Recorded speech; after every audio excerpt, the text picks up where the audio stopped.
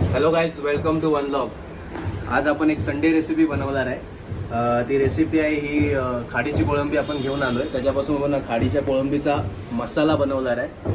ही एकदम फ्रेश कोळंबी असते. आता पाऊस चालू होणार आहे, त्यामुळे मच्छी आता कमी भेटायला सुरुवात होते.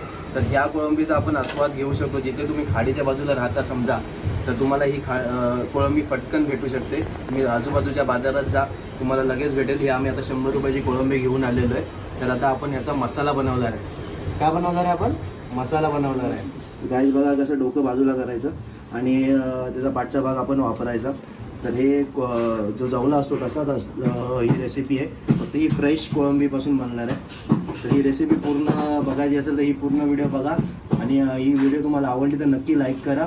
अशा नवनवीन व्हिडिओ तुम्हाला पाहण्यासाठी आमच्या चॅनलला सबस्क्राईब करा. तर ऑलमोस्ट आपली साफ